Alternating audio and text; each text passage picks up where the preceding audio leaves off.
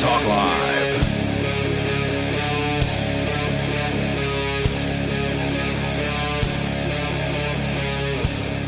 Hey there, and welcome to episode number 16 of the Free Talk Cast. I want to take a quick second to explain exactly what's been going on.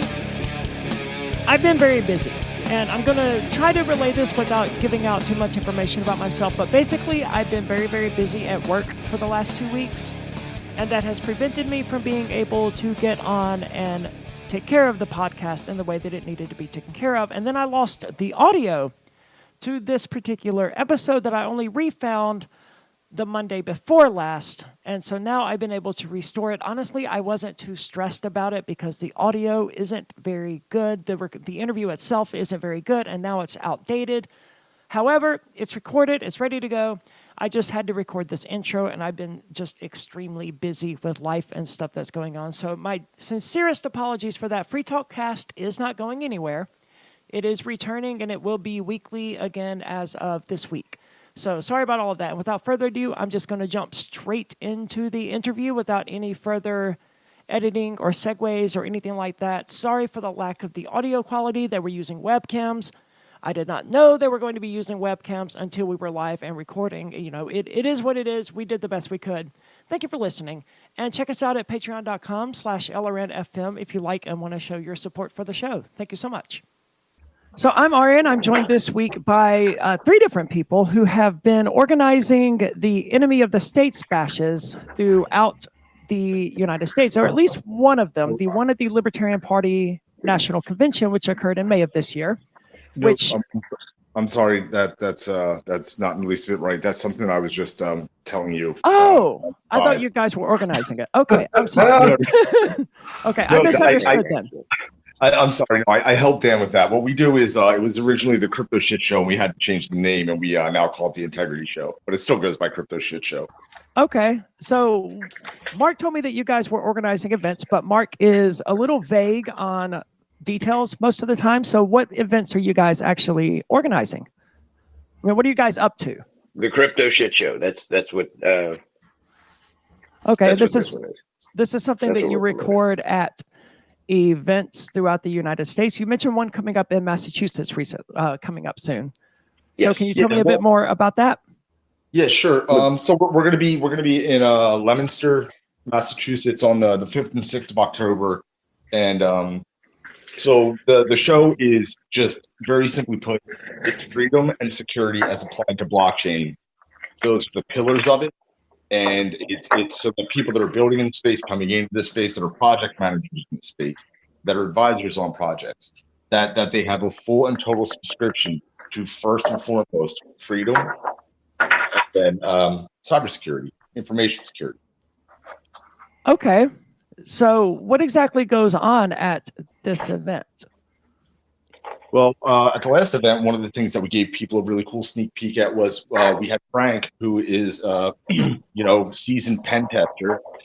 We had him get on stage with the CEO of Chainbyte's Bitcoin ATMs, and they did a live scoping call so that people can get a first-hand account of what it's like to engage a security consultancy or a white hat hacker or something like that. And then we talked about the scope of a penetration test, and there was a live penetration test on a Bitcoin ATM at the show 2 days we were in Philadelphia last week. So I'm 2 weeks ago. 2 weeks ago. So these are examples of what we do, but essentially, so it's a traveling show where it's a 2-day event now. We did this 6 years ago in about a dozen cities across the country. Just to give you a prep for when we actually start the show. So, what we do. I already started the record. Oh, I didn't. Okay, I thought you were getting prepped into. It's not. No, hi, my name is Mike, and Hi, my name is Mike Selvey, and I'm a comedian. I'm very funny. That's and I'm also a ventriloquist. I can throw my voice, so I don't know if you saw that. My lips weren't even moving when I said all those last things. So here we are. So yeah, so Nathan is not a happy person when he's around unhappy things. So, and one of those things was just a bunch of different blockchain conferences over the years. One particularly was Consensus in 2017. Yeah. So what ends up happening over the course of all types of things get corrupted. You saw it in skateboarding, you saw it in hip hop, you see it in, probably going to be in pickleball next. But it's happened in crypto where it gets to a point where a bunch of people take over. Nathan showed up to this conference and they're giving away an Aston Martin on some furry, and he's just like, "Where's the security stuff? Where's the important things that need to be talked about? This is just a big, circle jerk of whatever, a circle rub, whatever." Crypto bros. Have. So yeah, well, crypto bros, some systems too, but whatever it was. So we decided to throw an event. Nathan gets really pissed off pretty easily, and that works out in my favor because I ended up on tour with him, and I just get to show up and do whatever. But essentially what it is it's a day of conference work. I say conference lightly, but workshops. There's speakers that come. There are people that have been in pretty bad shape. There's people like me who forget to turn off their phone.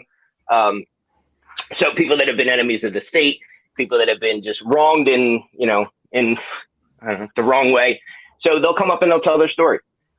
Well, so Frank here, last 2 weeks ago in Philly, did different workshops. So we'll feature people to come in and shoot hacker workshops, all for educational purposes only. But at the end of it, Nathan decided to add some entertainment to it. So myself as a comedian, I usually I'll have some comics from that city or I'll have somebody with me. But at the end of the show, we put on a comedy show, we do a game show, we make people laugh, and we pick up, we leave, we go on to the next city.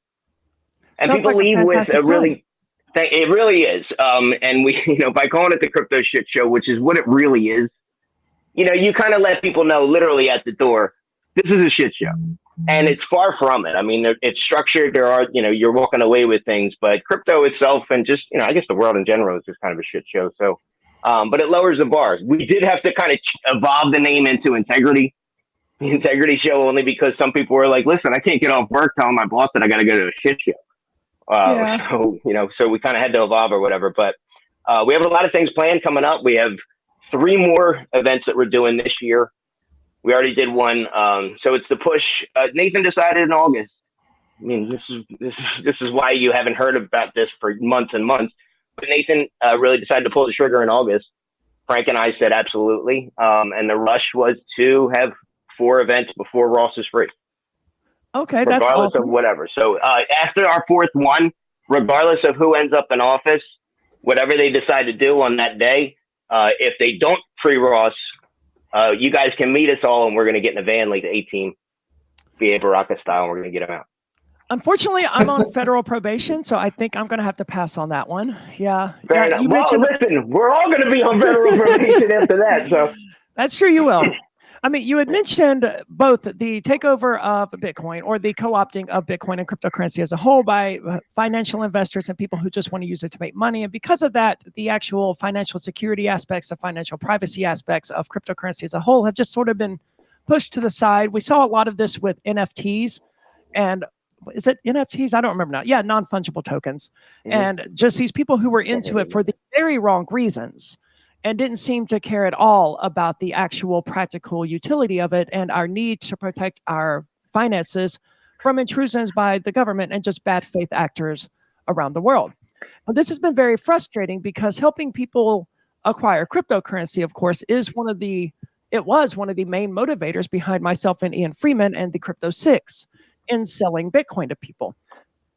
And we failed in that mission. Ultimately, it seems like cryptocurrency has been co-opted more or less by the government through Coinbase, Kraken, Binance, Gemini, and these other cryptocurrency exchanges that have formed this sort of group lobbying the government for more regulations, more control over cryptocurrency, and closing these on-ramps to cryptocurrency where people used to be able to acquire it without going through one of these major exchanges. And now the options seem to be mostly limited to either mining it or buying it from one of these major exchanges, which all involve KYC. I guess mining doesn't, but you're not getting a lot of cryptocurrency from running a miner in your basement. It's all been very tragic, and it hasn't been fun to watch being an active participant, but you had also mentioned that you only started this stuff a few months ago. I probably wouldn't have heard about it anyway. As I mentioned, I am on federal probation. I just got released from prison in May of this year. Welcome back, brother. Thank you. It's good to be back. But of course, my best friend, Ian Freeman, remains in prison, and he's serving an 8-year sentence for selling Bitcoin without a license, which is a frustrating thing to explain to people in prison because the universal response you get from people is, that's not illegal. And my response was always, oh, well, shit, will you write the judge and let him know that, and the prosecutors, because they seemed to think that it was illegal. And of course, Ross Ulbricht is just another, not just another, he's one of the main people serving 2 life sentences for his activity that literally helped save people's lives and made the world a better place. It's all very frustrating seeing these things happening. So it's a lot more than frustrating. It's absolutely disgusting. And that's why I do not let up with the freedom angle on it. I mean, we could just be a cybersecurity for blockchain conference, but that doesn't matter. If people come to the table with this weak statist mindset that's marred and they don't have clear decision making and they can't think freely enough to develop the tools that we need to like make crypto free again, then it's minutia. It's of the least importance. So I can't give up on that. I refuse to give up on that. And I mean, thank you for your service. Having to deal with what was it? Money transmittal without a license or some bullshit. They like to dust that charge off every couple of years. Don't make him say anything that's going to make it any worse, even if he's just repeating what they said. Don't worry about it. It's bad. Okay, they're pointing bad fingers at the wrong people. Well, they ultimately can't charge me further because I did relent and accept a plea deal as much as I didn't want to. It was measuring what I was going to lose. And I was convinced, my attorney pointed out, that I was going to get found guilty no matter what. So it made sense to minimize the damage to that by accepting the plea deal. Ian, however, did go to trial. But as a result of the plea deal, there's nothing I can say really that they would be able to charge me with. I hear you, and I respect every decision you're making. That said, I'm the same way with my dog. You know what I mean? I love my dog. I cuddle with that little fucker, but at the same time, I'm ready for him to bite me. You know what I mean? Like I'm ready for him to go dog. Fair enough. Sometimes they just go dog. You know what I mean? Anyway, back to well, which is essentially the reason why we're doing this. And Nathan really is big on the freedom angle. He's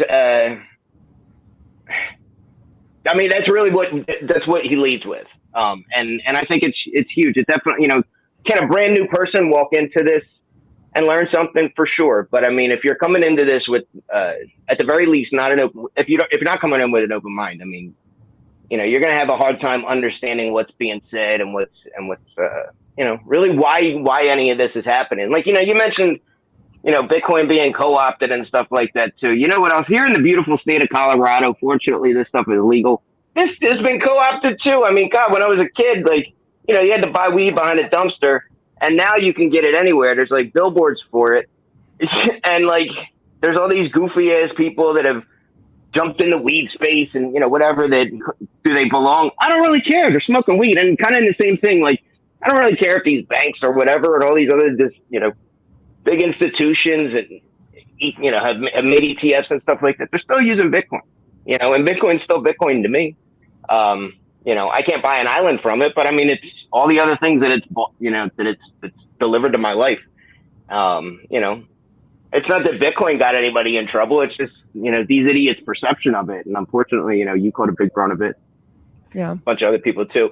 When you mentioned Ross, like when you said 2 life sentences, I'm sitting here in the background mouthing the words 40 too, because like I always say that no matter what I hear. Like if you watch these true crime investigation shows and you see guys who like blew up their entire family in front of like another family and burn a whole busload of puppies and they get like 30 years or like whatever, then I'm not saying I'd want to see people go to jail for a long time at all. But what I am saying is just like I always hear in my head, I'm like, still less than wrong. They didn't challenge the status quo. They just killed some puppies, Whereas Ross, he challenged what everybody is really afraid of, having a decentralized market, having the ability for people to do peer-to-peer transactions. That scares a lot of people because it undermines the currency. That's why all those people are for central bank digital currency, which is like a very, in my own mind, at least, a corruption of what cryptocurrency and all these things are supposed to be. That they're more about tracing every transaction, monetizing it every way they can. They're not about privacy, security, freedom. They're quite the opposite. So It is a good example of how broken the, quote, justice system is in the United States, because I literally know people who have committed murder, beaten a woman to death with a hammer, and this person served 10 years in prison. The sentence was 10 years in prison for beating a woman to death with a hammer to steal $2,000 from her. And Ross Ulbricht, running a website, 2 life sentences plus 40 years. His only hope at this point is a presidential pardon. And as much as I don't want to vote for Donald Trump, I did make a promise a number of years ago, I guess it was in 2020, that I would vote for whichever presidential candidate promised to pardon Ross Ulbricht, Julian Assange, and Edward Snowden. Now, Donald Trump hasn't promised to pardon any of those people. However, he has promised to commute Ross Ulbricht's sentence. And that's good enough for me to earn my vote. I'm hoping that he goes through with it. But of course, there's a lot of libertarians who are skeptical and who refuse to vote for him on this basis, because the libertarian presidential candidate, Chase Oliver, would also pardon these guys. Doesn't really have a realistic chance of winning. However, Donald Trump actually could. And I know what it's like to be in federal prison. I don't know what it's like to have 2 life sentences plus 40 years. And that's drastically different from an 18-month sentence or an 8-year sentence. That's a life-destroying sentence.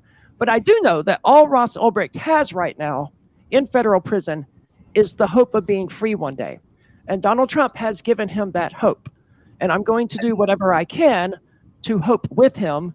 And it's not like voting really matters anyway. So that helps my conscience about this. Like, my vote isn't going to decide the election. However, it does allow me to keep my word, to talk about Ross Ulbricht, and to take some tiny little meaningless step, which is voting, in order to help secure his freedom. You're also taking on a big step, though, because now you're having, because the vote doesn't matter. Like, you going into the booth, pushing the button doesn't make a difference. But you talking about it publicly between now and then, like, you're going to catch heat from all kinds of, people. But to be able to walk through that fire, literally just to have a conversation about Ross. I mean, could you just wear a free Ross shirt? Probably. But I mean, I get what you're doing. I mean, because when you say when you say those words out loud, like, I'm going to vote for him, or or whoever, people will flock to you like crazy. Why? Well, it certainly doesn't feel good. So, yeah, man, listen, you did 18, what'd you say? You did 18 months plus now you want to have this conversation about Trump for the next 6 weeks. Salute to you, man. Yeah.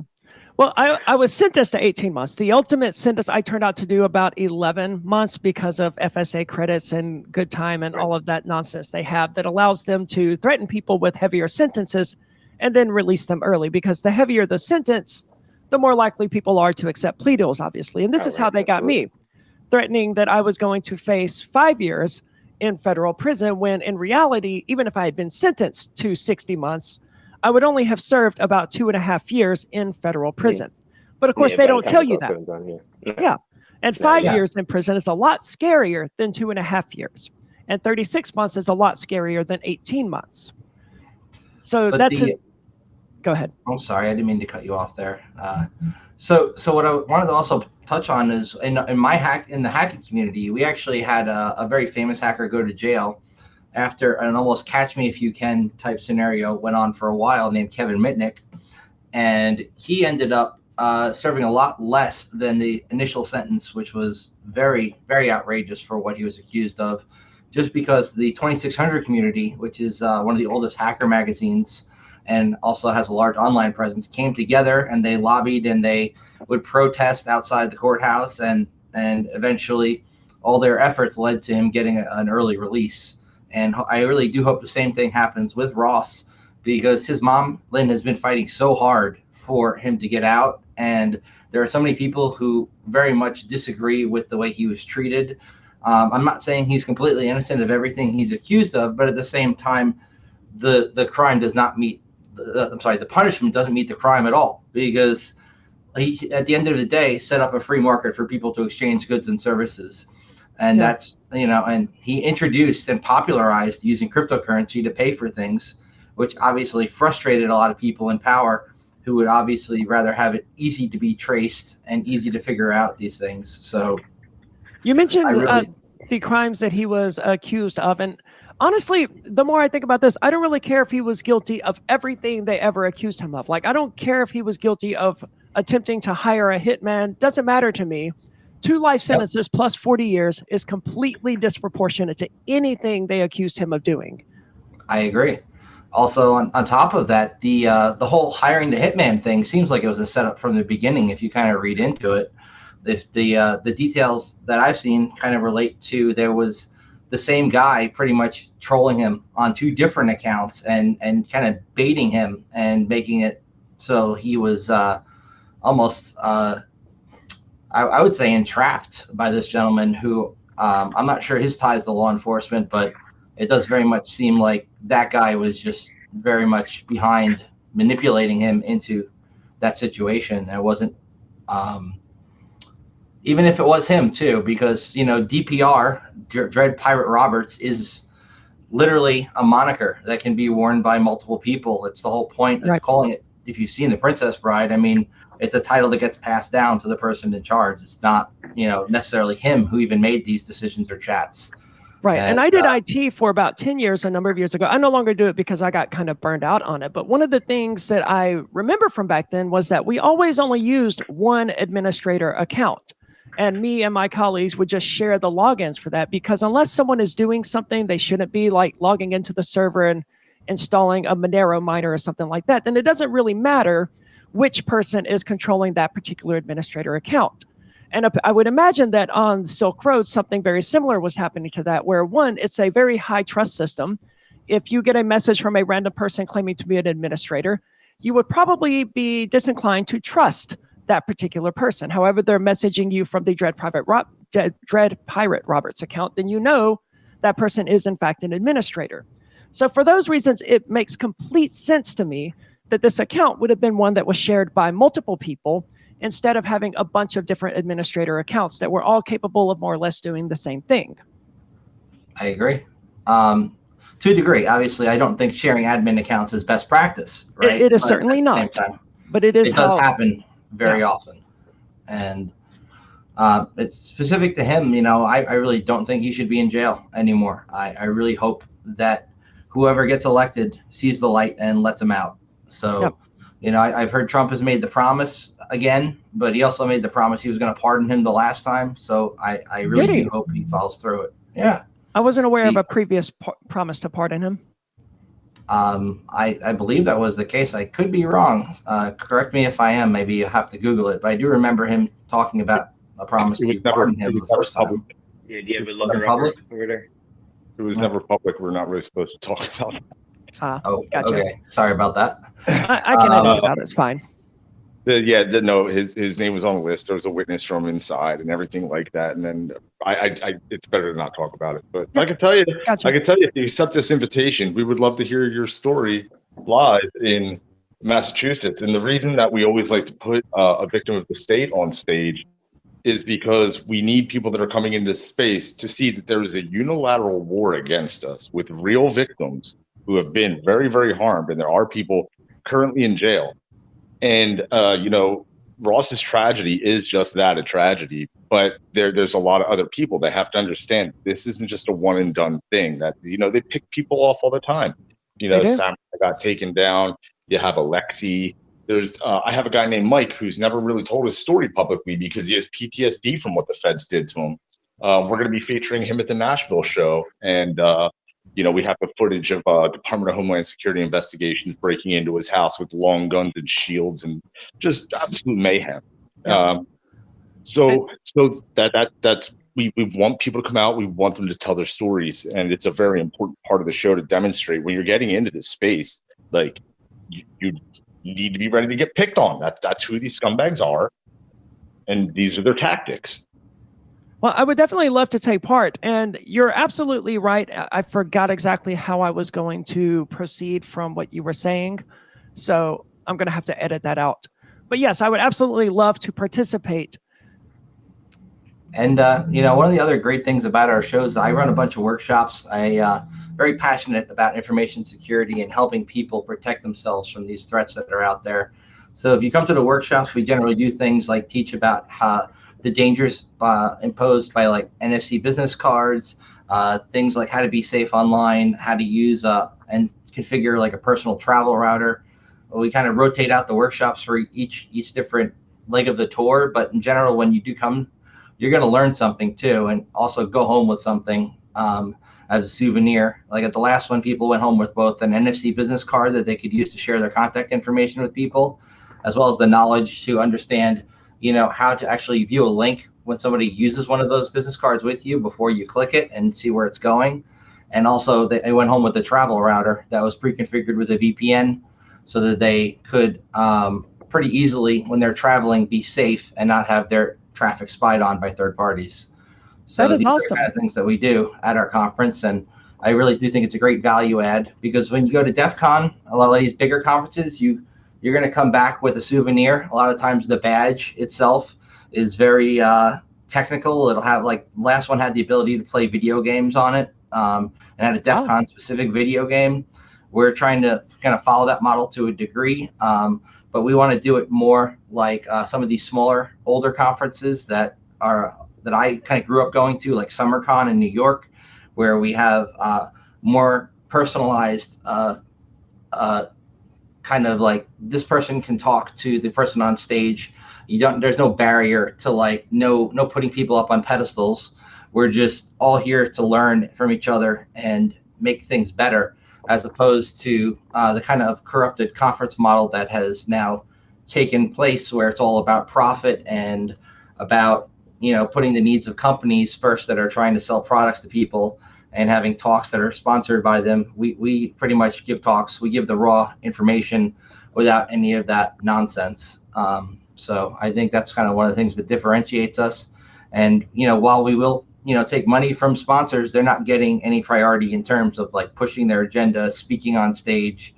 They're just there, and we thank them for their donations, but we don't give them any kind of special treatment like a lot of these conferences will, where, we're trying to. Yeah, there's no rider. There's no blue M&Ms. My apologies for interrupting, but yeah, I mean, I really want to nail this home. There's no blue M&M bowl. There's nothing. Like, you sit with everybody else. And you show up for the experience. I mean, you're definitely going to get something out of it. Excellent. Security and cryptocurrency are both areas where the state has been very successful in controlling the narrative in regard to, like, privacy and just what these things are being used for. The Ghost encryption app recently got shut down. Apparently, I had never even heard about it until this news story came out. And it focused almost entirely on this allegation that is only used by drug trafficking operations. And of course, they do this about Telegram, Signal. Every encrypted app. And I heard your cast yesterday, or maybe the day before, about talking about Telegram, how it's not by default encrypted.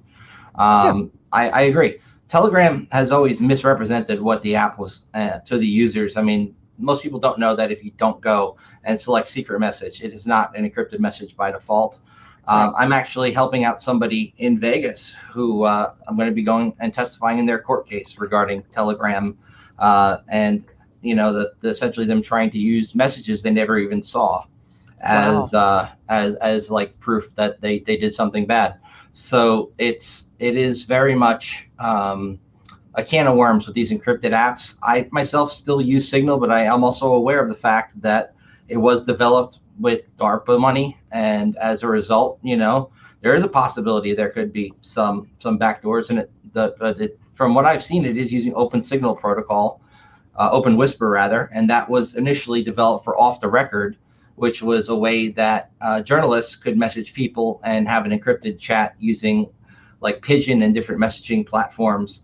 So it does seem like the code is secure, at least from my perspective, but we might find something different in the future. The feds have done things before where they'll set up entire cell phone companies and give out encrypted phones to people they suspect to be bad guys, and even, do these kind of sting operations. So it always does make me very hesitant when something advertises itself as an encrypted app for secure communications.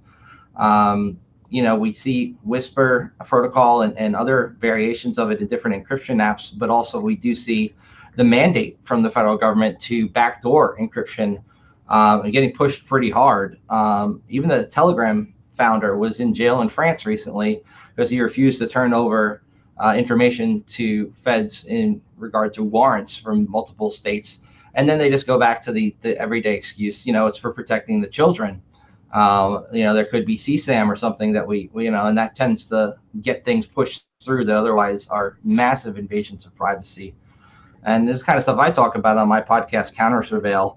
like every week on the Iron Geek channel, when we talk about, these kind of overreaches and these things that, we can do as citizens to have secure private communications amongst ourselves.